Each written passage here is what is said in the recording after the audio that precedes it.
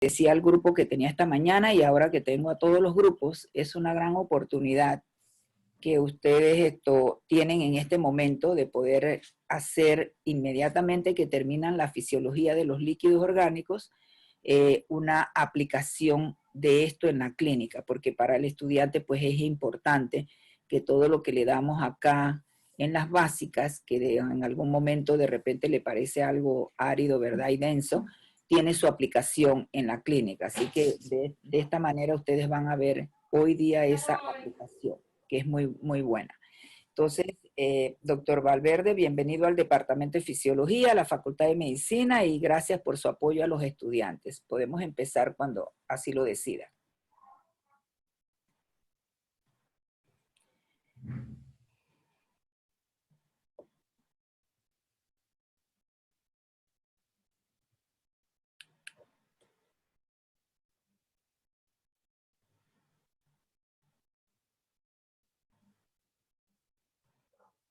¿Se escucha? ¿Me escucharon? Sí, profesora. Sí, profesor. Ok.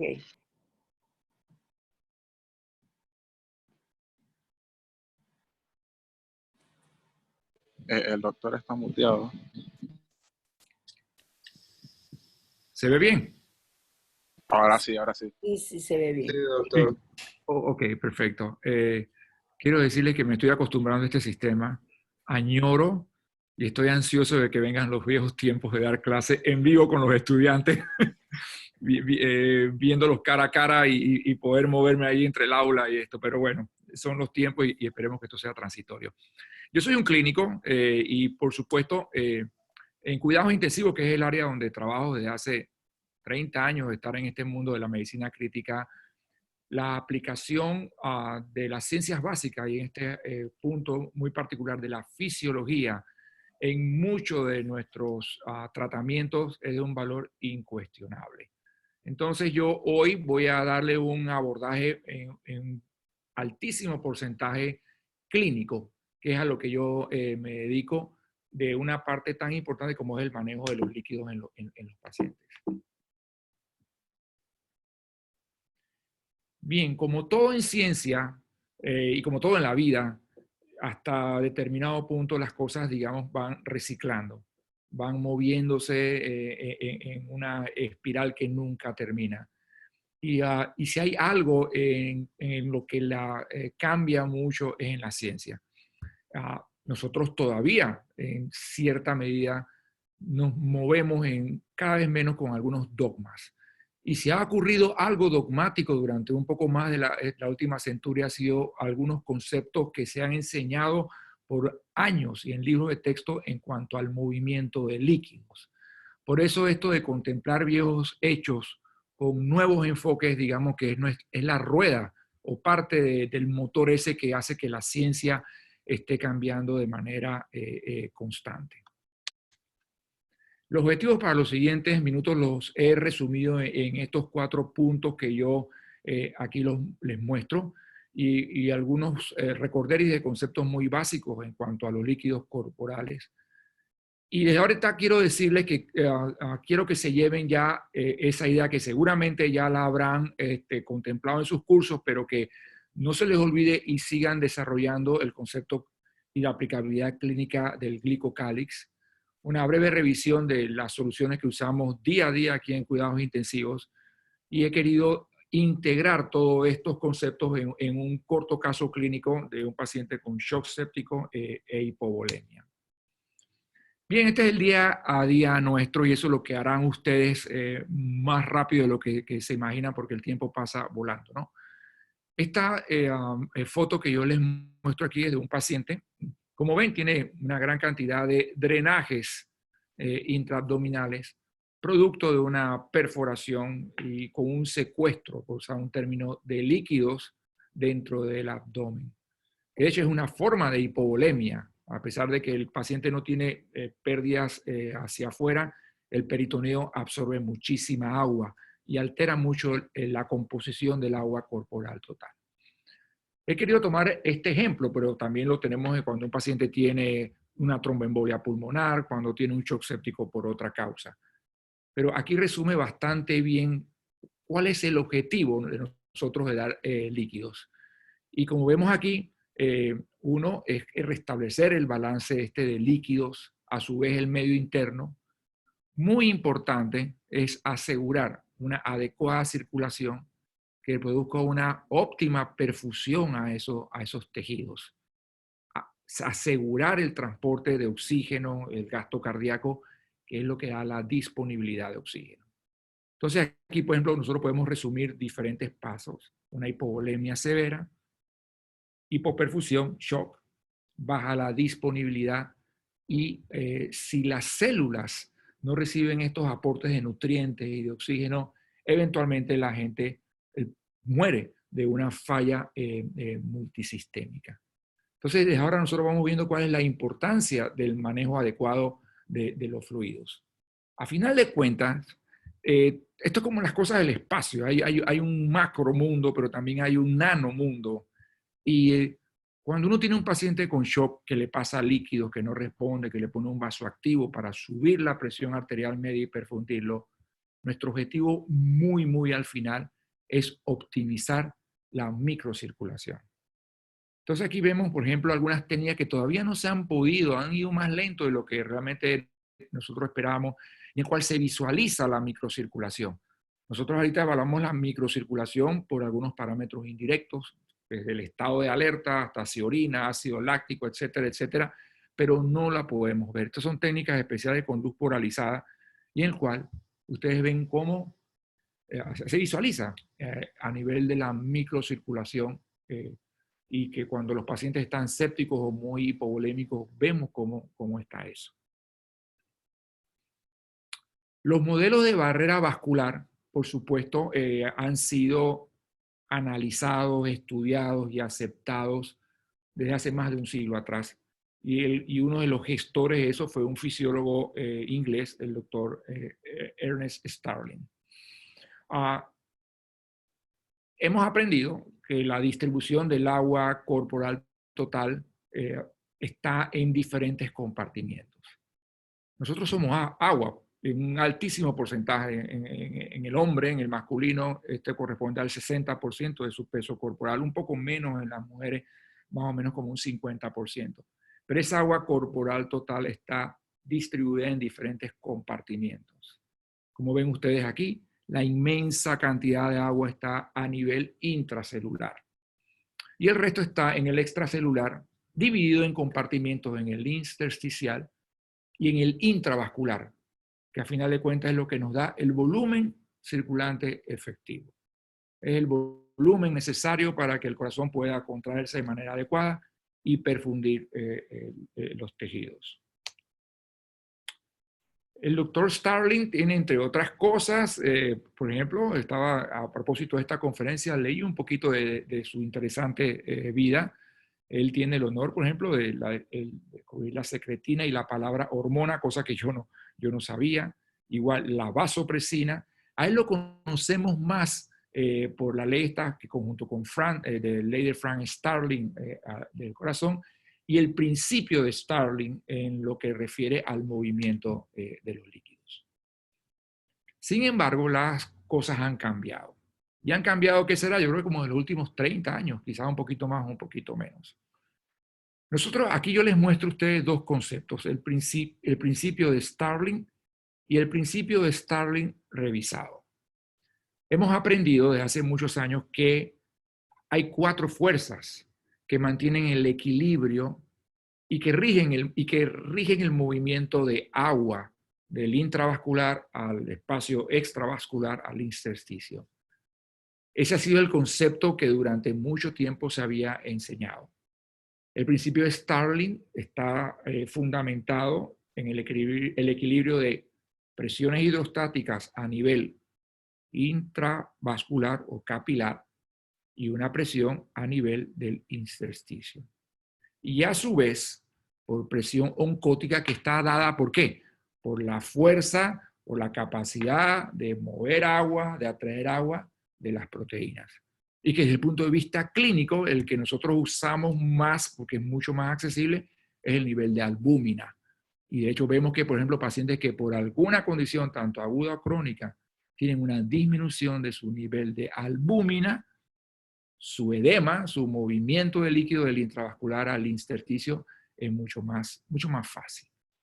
Entonces ese concepto de principio de Starling se basaba en el equilibrio de esas 4 fuerzas. ¿Por qué pasó tanto tiempo y se mantuvo este concepto que, si bien no es erróneo, no termina de ser completo? Y hubo 2 aspectos que durante los años como el 50 determinaron el paso de ese principio de Starling al revisado, y fue la aparición de la microscopía electrónica y de modelos matemáticos que pudieran hacer que las ecuaciones del principio de Starling fueran modificadas. Y así actualmente tenemos que el principio de Starling revisado introduce el concepto del glucocálix. Si vemos en la parte inferior de la diapositiva, lo que es la presión hidrostática capilar e intersticial realmente mantiene el mismo principio. Donde hay un cambio es en el movimiento regido por las proteínas. Y aquí sí aparece entonces conceptos como presión oncótica, presión de proteínas, pero en un subespacio, digamos, ¿no?, que está constituido por la capa superficial endotelial. Yo aquí les muestro, este es el intravascular, estas son las células endoteliales, y sobre las células endoteliales, para efectos gráficos, digamos, imaginen que hay un gel que está sobre estas células endoteliales. Si ustedes pudiesen ver, hasta cierto punto pudiese ser como una interfase que hay entre el intravascular, la célula endotelial y el intersticio. Es precisamente en ese espacio subglucocálix donde se mueve mucho, o donde se rige desde el punto de vista de presiones y eléctrico la permeabilidad vascular. Digamos que es un aspecto ya no tanto hidrostático como tal, sino muy de movimiento biológico, y como veremos ahora, del movimiento de líquidos. Esta es la ecuación clásica en la cual el movimiento de líquidos está en parte regido por el cociente de filtración, multiplicado pues por la diferencia de presiones hidrostáticas, tanto capilar como en el intersticio, menos este es el coeficiente de reflexión, ¿no?, que es digamos, el que rige qué tan fácilmente puede filtrarse una sustancia a través de una membrana o no. Cuando una membrana es completamente impermeable, tiene un coeficiente de reflexión de 1, y a medida que vaya bajando hay más capacidad de filtrarse a través de esa membrana. Y aquí vemos cómo el principio en parte nos iba mostrando de que a nivel arterial o arteriolar había un proceso de filtración, de salida de líquido al intersticio, que en la porción final de ese capilar, a nivel de vénula, digamos, se absorbía. Siempre quedaba una diferencia de líquido, y en el cual los capilares tienen un componente muy importante. El concepto del glucocálix pasa a esto de permeabilidad vascular, que es regulada ya biológicamente, no únicamente por conceptos mecanicistas de presión. Y yo creo que allí es donde está el mensaje más importante del día de hoy. Un concepto biológico, como todo esto va cambiando en la medicina.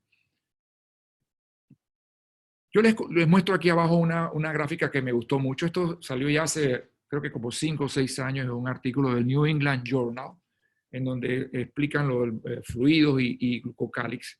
Y vemos cómo en la porción inferior, esto que les estoy aquí mostrando con el señalador corresponde al intravascular. Estas son las células endoteliales, y vemos cómo esta especie de vellitos o de vellos, y que corresponde a este conglomerado de proteoglicanos, de glicoaminoácidos, y que producen esta capa en la cual permite o no la filtración de proteínas y a su vez de líquido. También a nivel del endotelio hay una cantidad de canales regidos también por presiones de proteína, por gradientes eléctricos que permiten o no el paso de líquidos.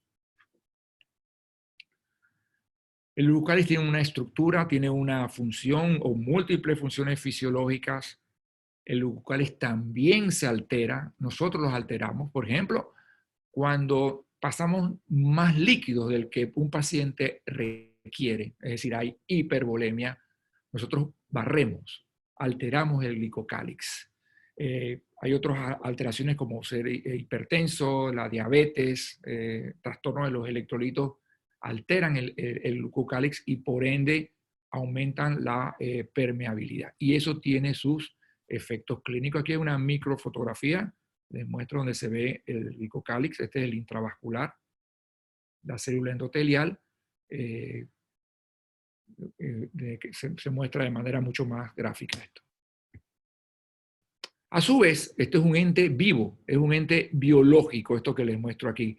Esta capa endotelial superficial es muy, pero muy activa metabólicamente y rige el movimiento de líquidos a través de canales o de los espacios entre las células endoteliales. Por ejemplo, para ejemplificar, son responsables también de procesos de coagulación, de fibrinolisis, moléculas de adhesión que despiertan una respuesta inmunológica, que despiertan una respuesta de adhesión de macromoléculas, de inmunoglobulinas. Y todo esto tiene que ver con el movimiento de líquidos. Aquí en gran parte se explica por qué un paciente, por ejemplo, séptico, retiene agua, se edematiza fácilmente y por qué es tan difícil muchas veces el adecuado control del intravascular. Miren, por ejemplo, nosotros tenemos como algunos de los datos clínicos de que un paciente mejora es cuando el paciente empieza a manejar mejor sus líquidos.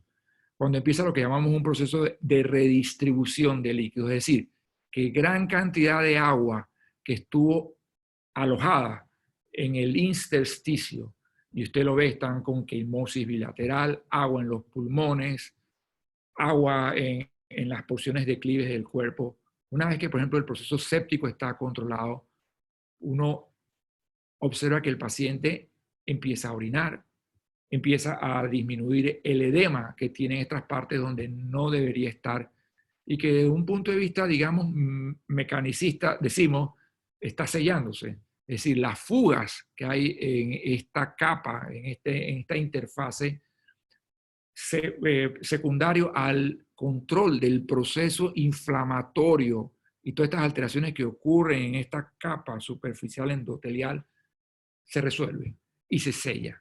Y es un dato indirecto o bastante directo de que el proceso inflamatorio original está en control. Entonces yo quiero que por favor se lleven este mensaje de la importancia biológica, no solamente en el manejo de los líquidos y de la modificación de las leyes de Starling, de movimiento de líquidos, sino de todo lo que significa esa fabulosa capa, que de hecho es un potencial de investigación y de tratamiento tremendo, porque incluso, ¿qué sería del manejo de líquidos o del mal manejo de líquidos que tiene un paciente cuando tiene un proceso inflamatorio si nosotros pudiésemos tener, y de hecho en eso se trabaja, digamos, de restauradores del endotelio o de la capa endotelial superficial de lo que es el glucócalyx? Como en medicina es un área de investigación fabulosa, está, digamos, en ciernes, eso está iniciando, pero les dejo esa inquietud en cuanto a este concepto. Bien, para mover los líquidos, alguna de las funciones de esta capa superficial endotelial tiene muy importante la regulación de la permeabilidad vascular, esa interacción entre la pared y las células sanguíneas, activación de proinflamatorios, modificación de cómo se mueven esos líquidos a través del intravascular y, por supuesto, como mencioné previamente, lo que llamamos el control del microambiente. Esta es una paciente que yo tengo actualmente en cuidados intensivos, una paciente que tiene una leucemia mielocítica aguda, e ingresó con neumonía y con sepsis severa. En las fases iniciales, para restaurar el intravascular, hubo que pasarle líquidos y, por supuesto, creo que se observa bastante bien el edema que tiene en las manos. O sea, eso significa mal distribución de líquido, significa mucha agua en el compartimiento intersticial. Y si, no sé, es diabética, tenía un poco de hiponatremia y sobrecarga de líquidos. Y creo que, sin duda alguna, si pudiéramos tomar una foto de áreas de su glucocálix, muy seguramente estaría en la situación que pongo aquí en la parte B, ¿no? Tiene el glucocálix completamente barrido, con permiso o permitiendo el paso de líquidos del intravascular hacia el intersticio, y cuando uno coloca el dedo sobre la mano hay un signo de la fobia ahí con mucho líquido fuera. Asimismo están los órganos internos, el pulmón. Entonces, la importancia de conocer este concepto. Bueno, ya les había mencionado previamente que el glucocálix puede sufrir una disrupción por causas externas. En esta diapositiva yo les muestro cuáles son las más comunes, a las que yo me enfrento muy seguido. Están aquí: diabetes, sepsis, falla renal crónica, alteraciones del sodio, muy importante, la hipervolemia. Es tan malo en los pacientes pasar poco líquido por la hipoperfusión que produce, pero es muy malo también sobrehidratar a los pacientes. Este concepto de que, y de hecho a mí me tocó cuando yo me entrené, que era preferible tener un paciente sobrehidratado, pero que no se muriera por hipoperfusión. Pero hemos ido aprendiendo que no, ni uno ni el otro. Lo que hay que buscar es un correcto equilibrio entre la hipovolemia y la hipervolemia. La hipervolemia produce, digamos, mucha tensión y desgarro del intravascular y desgarra esta capa endotelial del glucocálix. Hay un componente también, digamos, hasta cierto punto físico y con esta disrupción biológica. Igual, una serie de componentes, digamos, de cargas eléctricas negativas que permiten también la adhesión y el movimiento de electrolitos, de proteínas. Es un mundo, es muy activo en esta área. Bien, ahora voy a pasar a una parte un poco más práctica y que creo que es lo más interesante también. Siempre la pregunta que surge es: cuando un paciente necesita líquidos, cuando un paciente necesita una venoclisis, ¿qué solución le doy? Y la controversia durante muchos años, y que todavía continúa siendo, es cristaloides o coloides. Desde el punto de vista simple, los líquidos que pasamos en los pacientes se dividen en estas dos familias: cristaloides y coloides. Sí, que hay cristaloides que tienen una concentración de sodio un poco más alta y que hay coloides que tienen otra familia, sí. Pero hoy esas son las dos familias en las cuales se dividen los líquidos. Los cristaloides tienen electrolitos y los cristaloides tienen, por supuesto, mayor propensión, por usar un término, a pasar del intravascular al intersticial. Los coloides, por su conformación a base de proteínas o de almidones, tienen muchísimo mayor capacidad de mantenerse dentro del espacio intravascular y por ende evitar fuga de líquido del intravascular al intersticio. No es rara o no es poco común que usemos una mezcla de ambos líquidos o ambos tipos de soluciones. El líquido ideal debe tener estas características. Como les muestro en la primera, debe ser un expansor del volumen circulante y con capacidad de transportar oxígeno.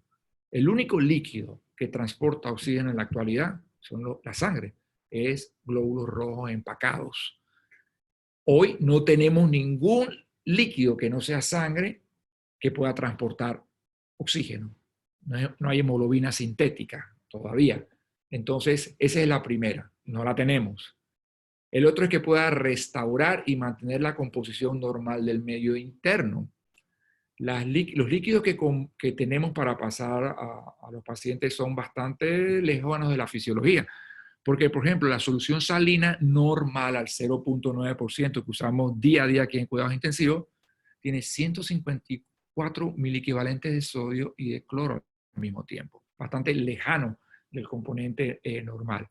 Y el otro, que es lactato de Ringer, también tiene una menor cantidad de sodio, tiene 130 miliequivalentes de sodio, tiene un poco más de potasio, tiene lactato, un poquito de calcio, pero tampoco es fisiológica.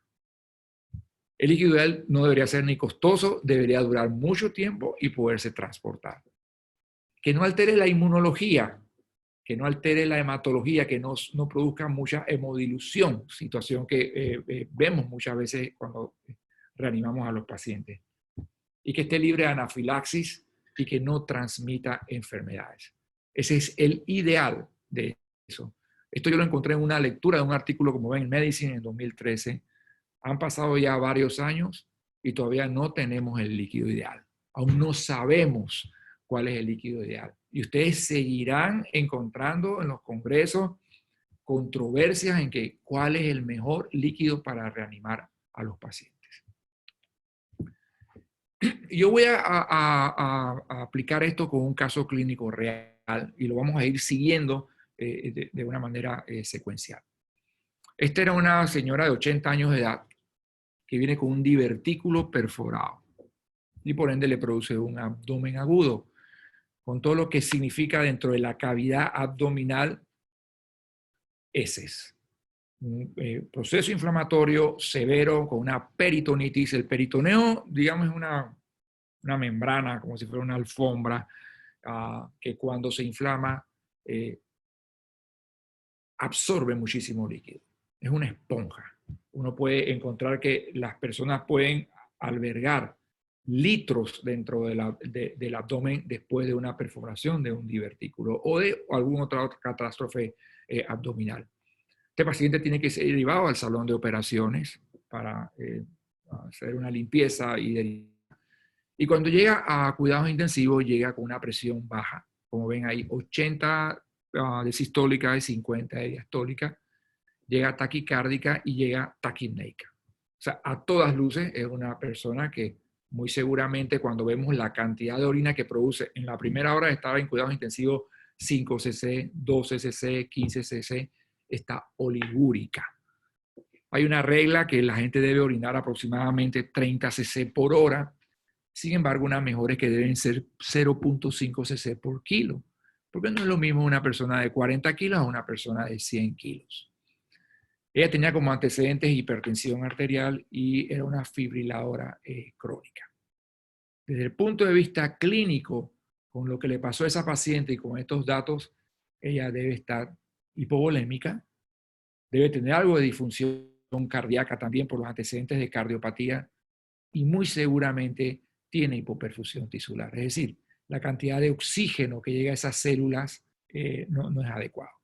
Entonces, esta paciente urge reanimarla con líquidos para optimizar su presión arterial, subir la presión arterial media, hacer que el riñón esté mejor perfundido, pueda producir un mayor volumen de orina.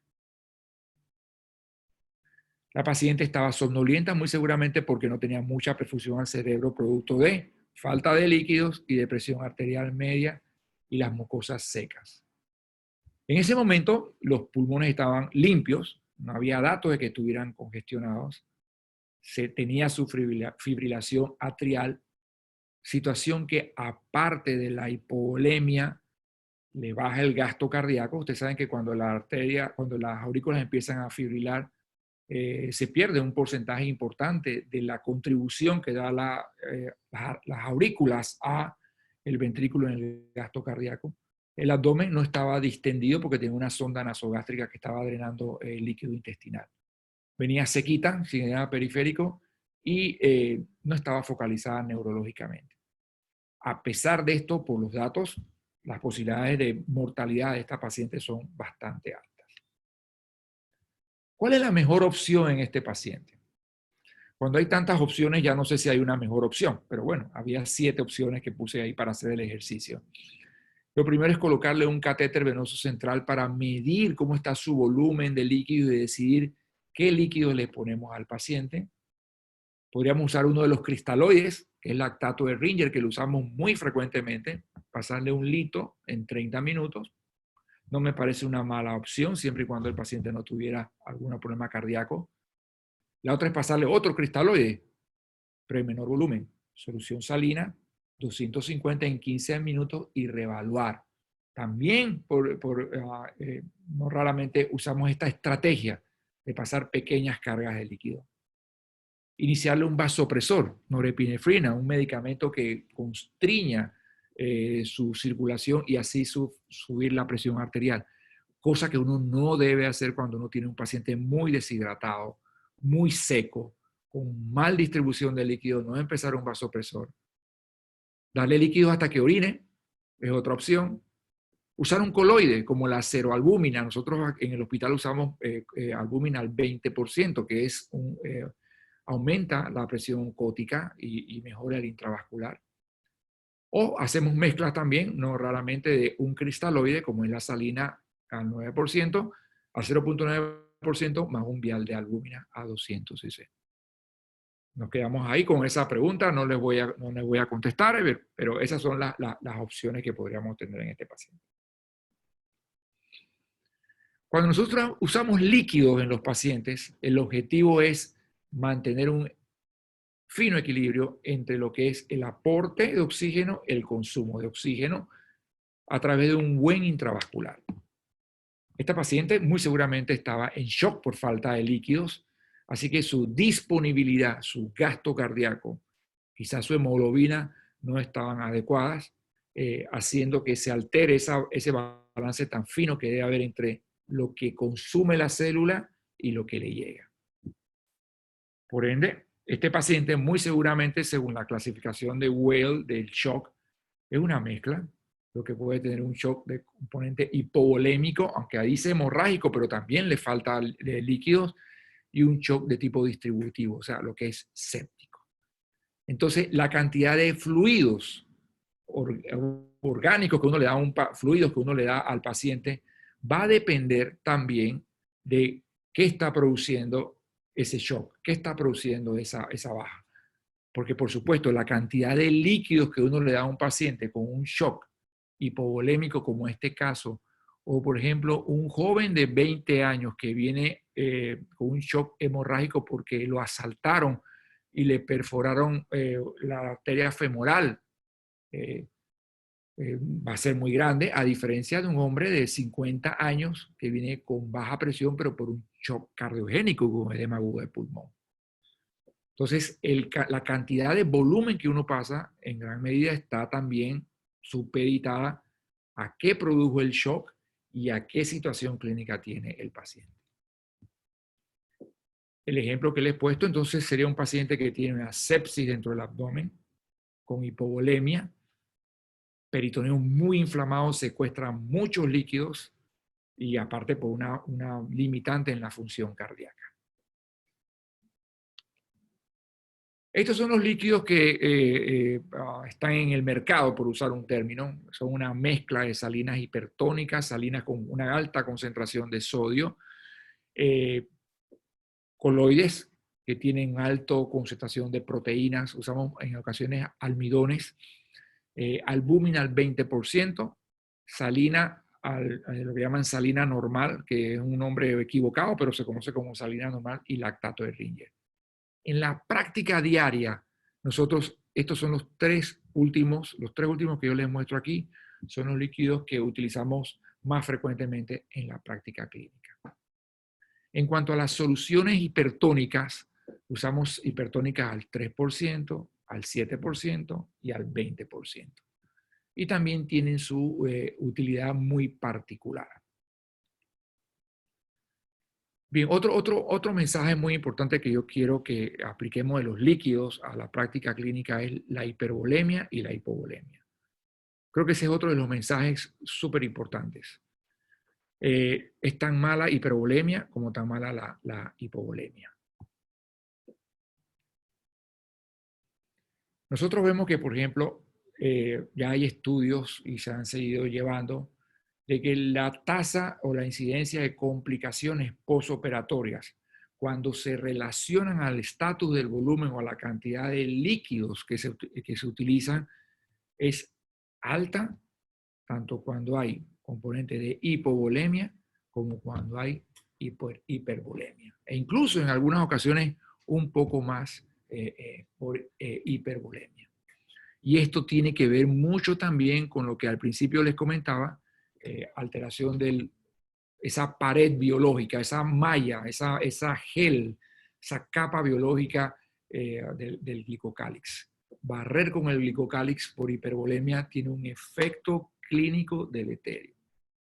Por eso el manejo de los líquidos debe ser muy, pero muy, muy fino. No se pasa los líquidos porque sí. Es decir, esto tiene unos tiempos, es como los antibióticos. Hay un momento en el que uno necesita rescatar la vida de un paciente, como cuando tú tienes que pasarle a un paciente con shock séptico el antibiótico en la primera hora. Asimismo, nosotros tenemos que salvar la vida del paciente, muy seguramente pasando grandes cargas de volumen en la fase inicial. Luego la siguiente fase es una fase de optimización que puede tomar las siguientes horas y luego viene la fase de estabilización.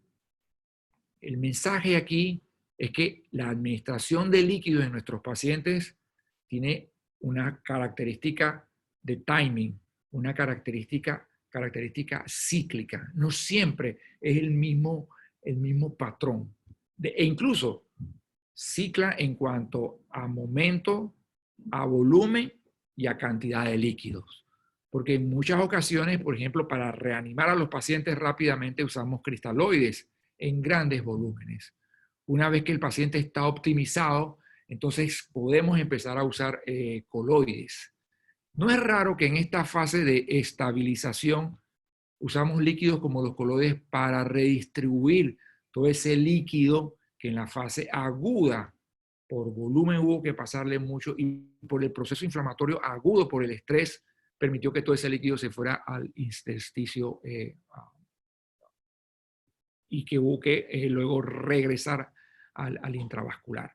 Y luego, como los antibióticos, hay una fase en la cual los líquidos se van acomodando y se van disminuyendo en comparación a cuando recién llegó el paciente.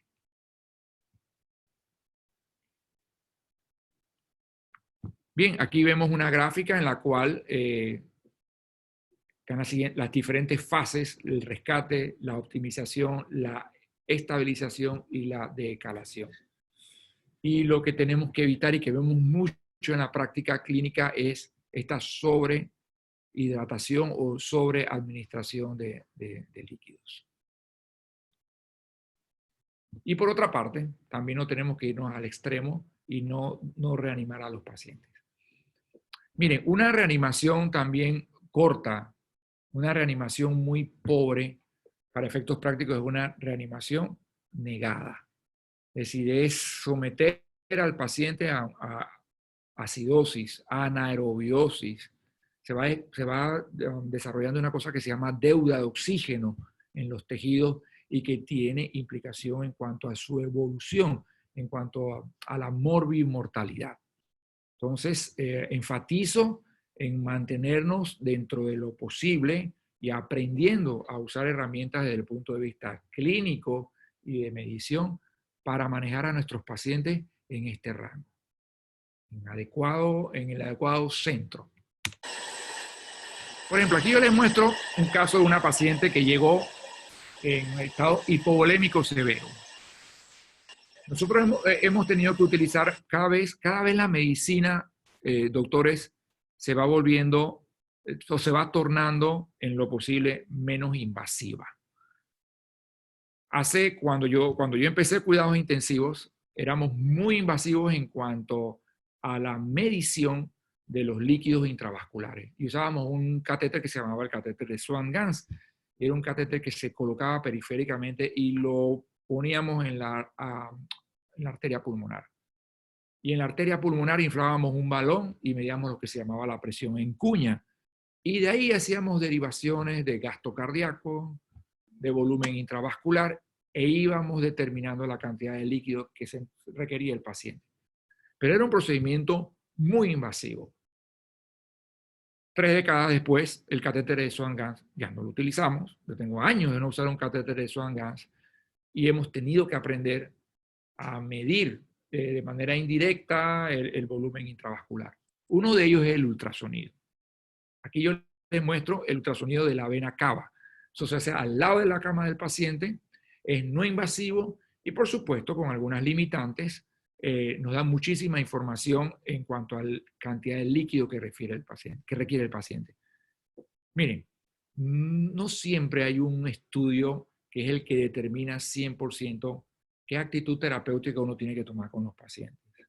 En la inmensa mayoría es el conjunto de diferentes evaluaciones y de diferentes evoluciones.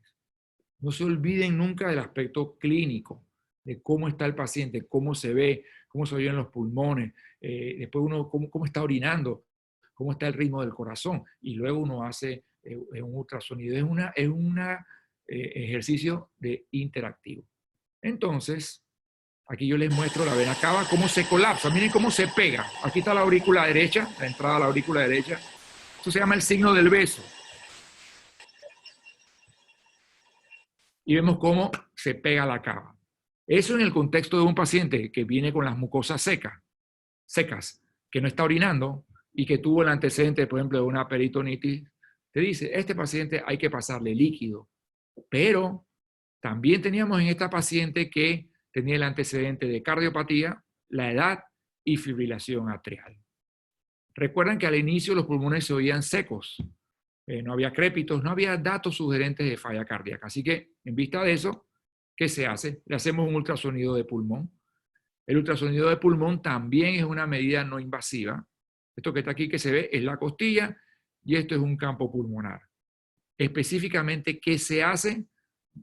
Queremos ver que no haya, ustedes ya deben conocer las líneas B de Kerley, que es agua intersticial pulmonar. Agua fuera del intravascular en el pulmón. Y en este caso, nosotros vemos aquí un patrón que se llama las líneas A, que es un artefacto, y es un pulmón que está seco. O sea, nosotros ahí podemos asegurar que no hay agua en el intersticio pulmonar.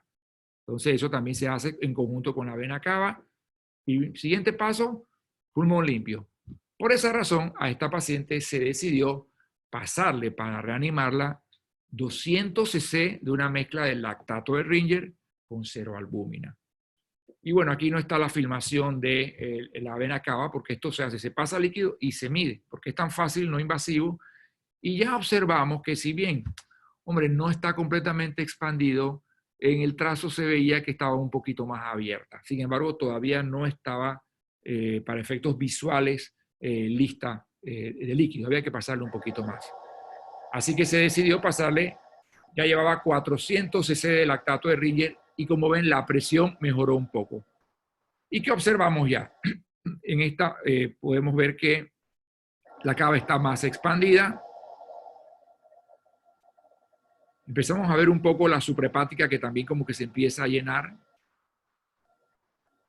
Pero la paciente todavía requería un poco más de líquido y nos animamos a darle más líquido. ¿Qué pasa después de haber pasado 1 litro, 1300 cc de líquidos? Vean esa vena cava. Ya desde aquí se ve gruesa y se ve ancha.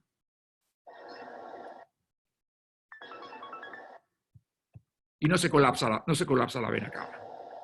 Eso ya nos está diciendo, miren esa paciente nada más con 1300 cc de líquido lo que pasa.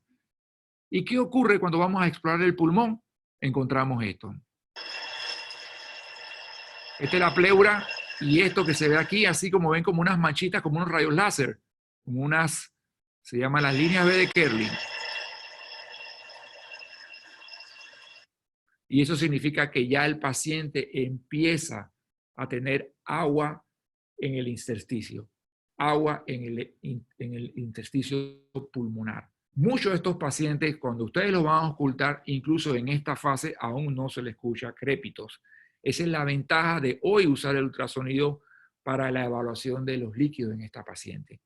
Y uno dice, caramba, la verdad es que en el ambiente práctico nuestro, pasar 1300 cc de líquido en un paciente en esta situación no es una cantidad exagerada de líquido.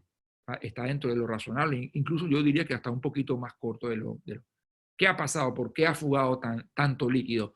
Bueno, muy seguramente porque tiene antecedentes de cardiopatía con una baja reserva cardíaca, tiene un proceso inflamatorio severo, con sepsis abdominal, con producción de mediadores, con la alteración del glucocálix, esos vellitos que veían en esa diapositiva del New England Journal tan bonito, muy seguramente han tenido que estar aplanados y permite la rápida fuga de líquidos del intravascular al intersticio pulmonar.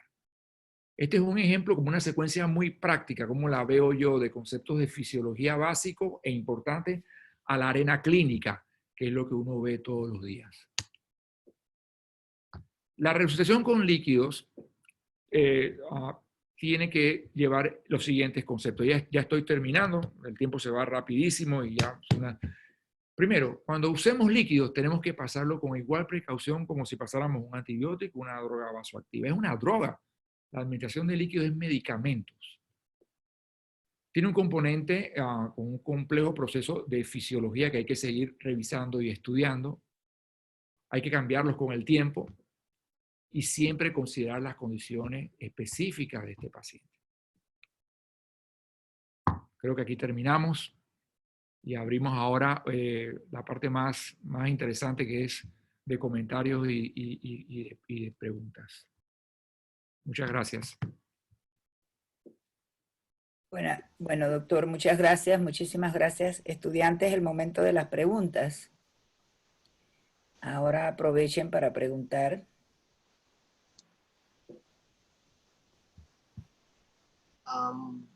Buenos días, profesor. Buenos días. Me gustaría hacerle una pregunta acerca del área de medicina crítica. Yo Sí. tengo entendido que muchas especialidades pueden aspirar a medicina crítica, Ajá, sí. pero la mejor de esas sería medicina interna, ¿cierto? Debido a que esa es la que tiene más base en fisiología. Bien, mira, te voy a comentar. No, el concepto ha cambiado. Los programas de medicina crítica han cambiado. De hecho, yo también hice medicina interna con esa idea de que un internista tiene una visión mucho más amplia de lo que es la medicina y la fisiología. Pero no, la verdad es que para ser intensivista tienes que venir de una rama que puede ser anestesia, puede ser cirugía, porque hemos aprendido con el tiempo que medicina crítica tiene competencias muy particulares que puedes desarrollarla en un programa de medicina crítica. De hecho, por ejemplo, en Europa hay programas para medicina crítica que entras directamente a cuidados intensivos, sin medicina interna, sin anestesia, sin cirugía. Pero durante 5 años tienes que cumplir las competencias que tiene que hacer un médico de cuidados intensivos. Y son excelentes programas. Por ejemplo, a mí me ocurrió, nunca lo olvidaré, que como unos 6, 7 meses estando en el programa de medicina crítica, que fue uno de los días más emocionantes de mi vida, mi jefe me dijo a mí: Walter, ahora sí sufriste la transformación de internista a intensivista. Porque yo cuando empecé llegué con un approach muy de médico internista, y la verdad es que el abordaje en cuidados intensivos es muy diferente, ¿no? Tiene un componente muy de fisiopatología. Nosotros nos movemos mucho en análisis fisiopatológico para determinar terapéuticas. Pero hoy no es menester, o sea, no es imperativo hacer medicina interna como tal. Por supuesto, eso tiene sus ventajas. A mí me encanta, yo si tuviera que hacerlo haría medicina interna nuevamente, pero no es un requisito como tal ya en estos tiempos. Dele, muchas gracias. A la orden. Ojalá te animes. ¿Otra pregunta? ¿Algún otro estudiante?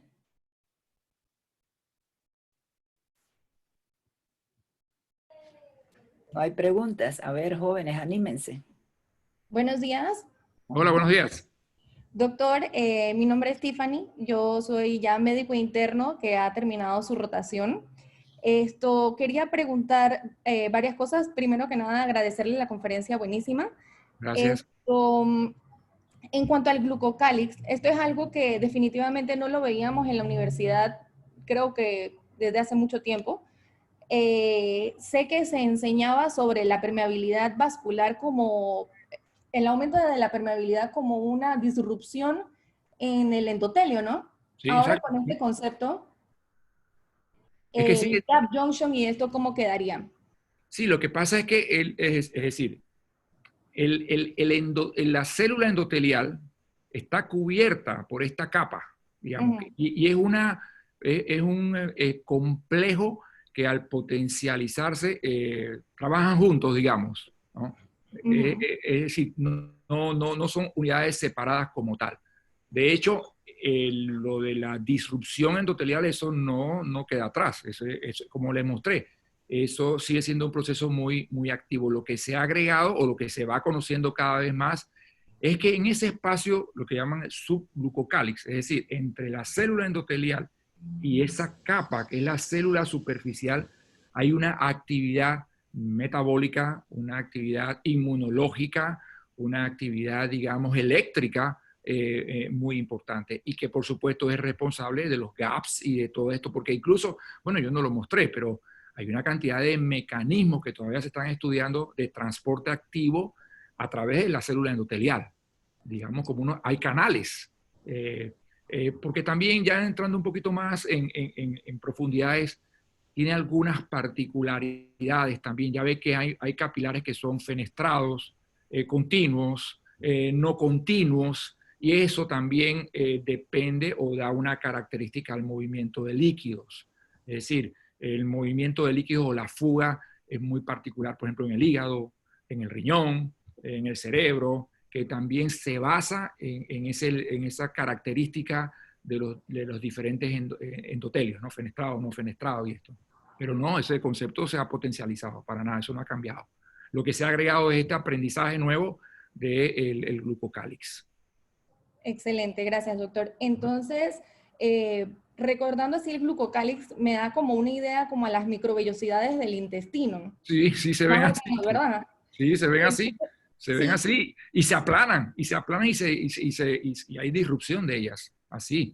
Y por eso es que se está encontrando ejemplos clínicos que a mí me interesan mucho porque cuando yo veo las causas de aplanamiento, por seguir ese término, son cosas de mi día a día. Si yo reanimo exageradamente a un paciente, le estoy aplanando el glucocálix con lo que viene. Si no controlo la diabetes, si no controlo la claro. hiperglicemia, si lo tengo, y es que se ve hipervolemia, hiponatremia, diabetes, hipertensión en un renal crónico. Es que eso está allí, eso está del día a día. Y a mí eso me ha gustado mucho y por supuesto hay muchas cosas que aprender de esto, ¿no? Y uno sigue aprendiendo y buscando de esto. Y me llama mucho la atención que no hay situaciones que pudiesen restaurar ese endotelio, ¿no? Que, bueno, se debe estar trabajando en eso seguramente. Seguro que sí. Y también otra cosa, algunos marcadores, porque ya ve que también ahora estamos en la fase de biomarcadores, ¿no? Ujú. Nosotros tenemos, por ejemplo, en intensivo o en medicina, marcadores de sepsis, la procalcitonina. Tenemos Ok. marcadores, si tiene el paciente falla cardíaca, BNP. También se están trabajando y que me parece fabuloso desde el punto de vista marcadores de lesión del glucocálix y que desde un punto de vista práctico pudiese también darte una orientación de qué está pasando ahí fisiopatológicamente, ¿no? Esa es otra línea de investigación también en cuanto a... No, yo quiero ni pensar cómo vamos a estar en 20 años, cuidado que menos, porque la ciencia va muy rápido, ¿no? Entonces tengamos estos marcadores. Muchísimas gracias. Y Sí. bueno, perdón tantas preguntas, No, pero no, la última, solamente así como para actualizarnos un poco en lo que estamos viviendo en Panamá y en el mundo con el COVID, quisiera saber cuál es su opinión, ya que usted está en contacto directo con los pacientes en intensivos, cómo manejan estos pacientes con COVID, si se ha visto algún cambio en su manejo de los líquidos, eh, hacia qué se orientan más, hacia la hipovolemia, hipervolemia, o si realmente solamente la afección puede ser en cuanto a coagulopatía y enfermedad respiratoria. bueno, en cuanto al manejo de los líquidos, realmente no ha cambiado, porque es que los pacientes con COVID llegan a un momento en que en cierta medida se comportan como un paciente en estado crítico, ¿no? Ujú. Es decir, lo de la parte pulmonar sí se ha encontrado que tiene algunas características bastante particulares, que si es el patrón L, que si es el patrón H, que requiere o no requiere de ventilación mecánica, pero en lo que nos compete hoy en cuanto al manejo de líquido, seguimos manteniendo esa medida en el centro, por usar el término, ¿no? Ni mucho líquido ni poco, y evaluando la parte de la perfusión. Pero no hay nada diferente como tal de decir que estos pacientes los manejamos más secos o los manejamos con más líquido. No, absolutamente. En lo que nos compete de los líquidos continúa siendo evaluable tal como lo estamos haciendo ahora. Ok, muchas gracias. A la orden. Profesor, yo tengo una pregunta. Sí. Me gustaría saber, después de haber reanimado a esta paciente que nos presentó en el caso clínico, sabemos que quedó con líquido en el intersticio pulmonar. ¿Cómo se le terminó tratando a esta paciente para poder entonces drenar ese líquido? Bien, esta paciente, una vez, esta presentación que tiene, transcurre de la siguiente manera. La prioridad era mantener un óptimo intravascular o una buena presión de perfusión cerebral. Y se nos estaba presentando el problema de manejo de líquido. ¿Qué es lo que requiere esta paciente? ¿Qué fue lo que se hizo? Optimizar o darle un líquido con, digamos, mayor calidad. Es decir, en esta persona el uso de coloides es mejor que usar únicamente cristaloides, porque la posibilidad de que fugase hacia el intersticio es un poco menor. Uno lidia, por usar un término, con esta excitación de agua en el pulmón por algunas horas o por algunos días.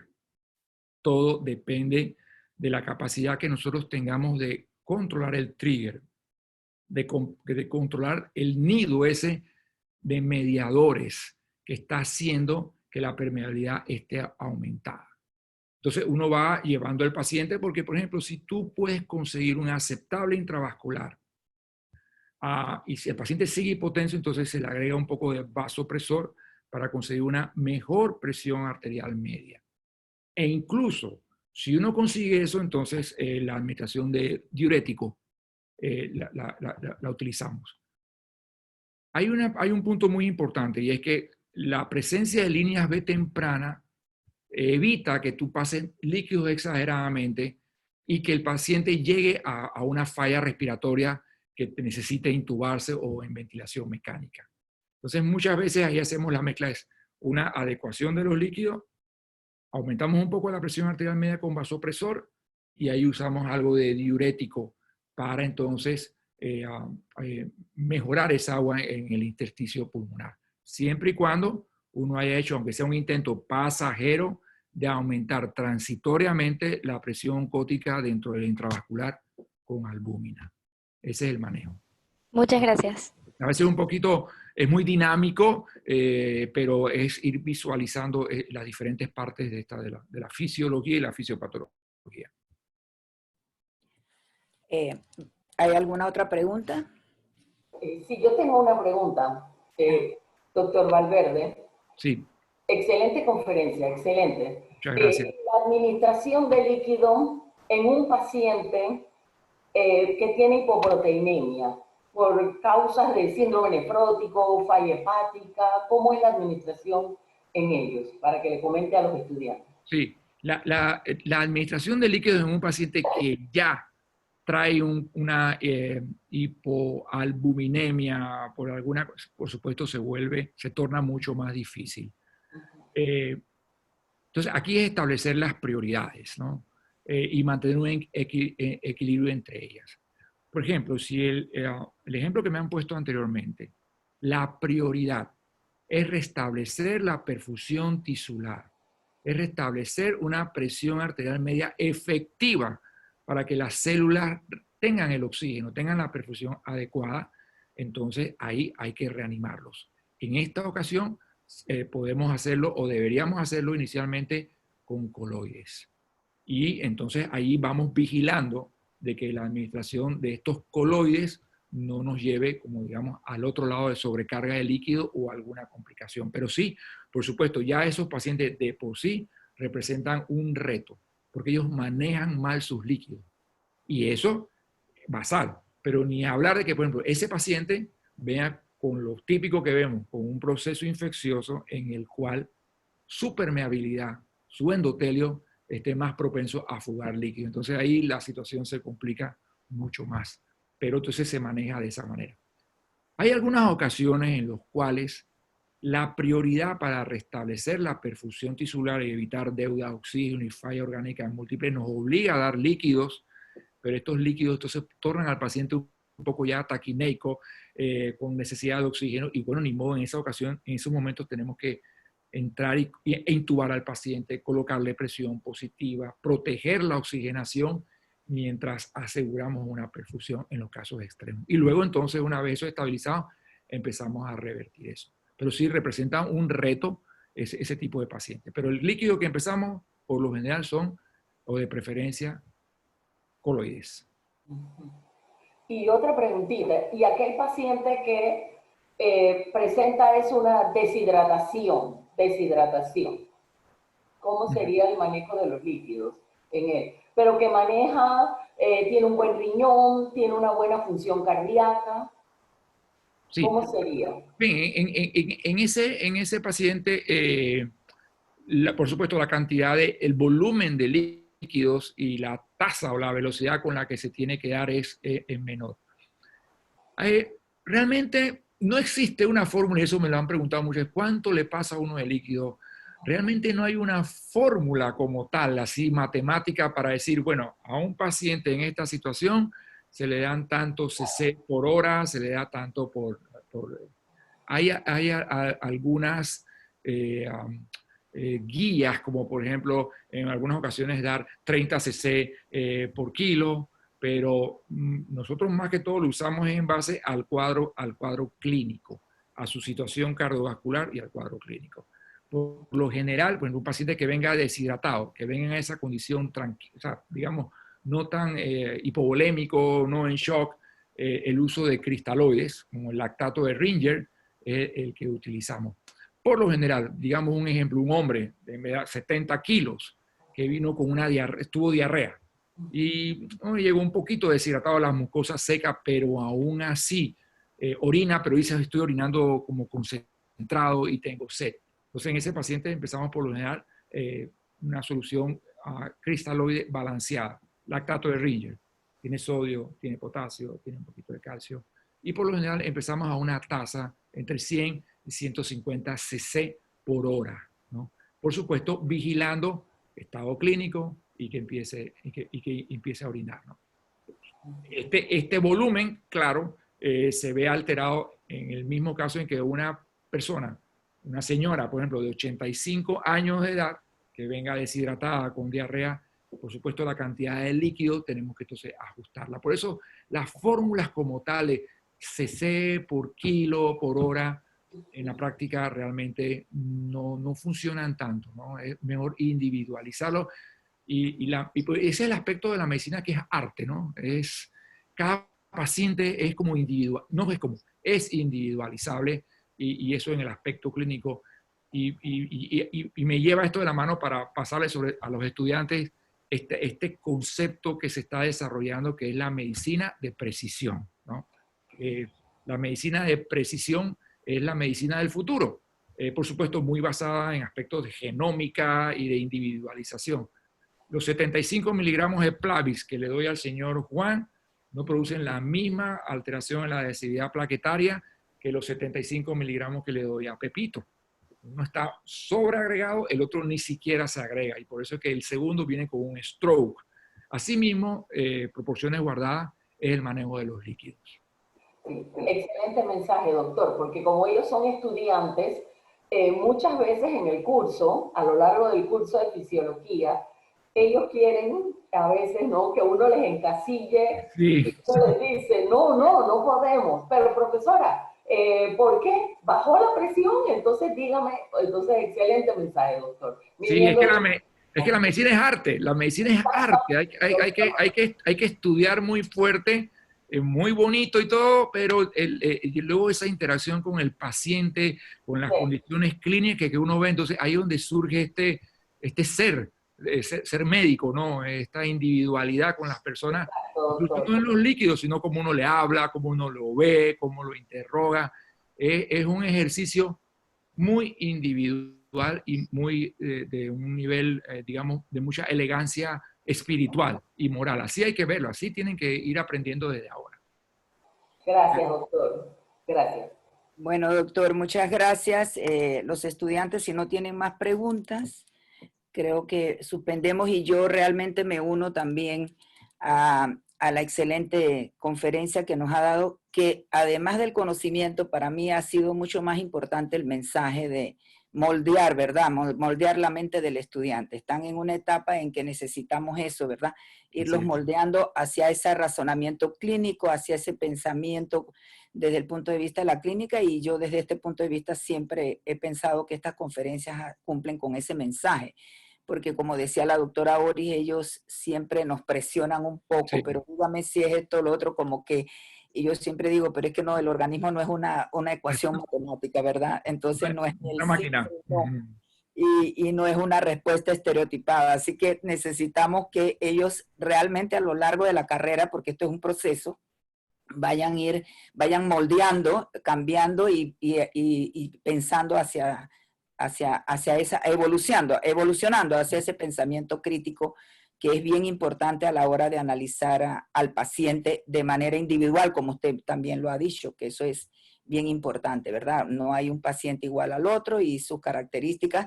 Por eso nosotros en fisiología les decimos, por eso les damos tantos factores, tantas cosas que afectan las variables. Probablemente es eso lo que estamos tratando. A lo mejor en la clínica algunas de ellas ni las van a volver a ver, pero eso es parte de lo que ellos van a ir incorporando en este proceso.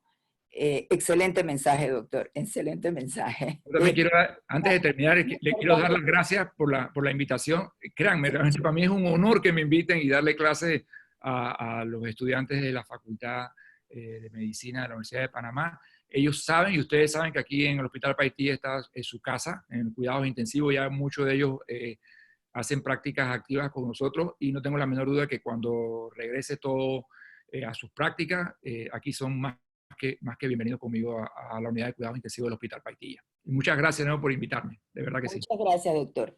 Bueno, hasta luego, chao. Hasta luego.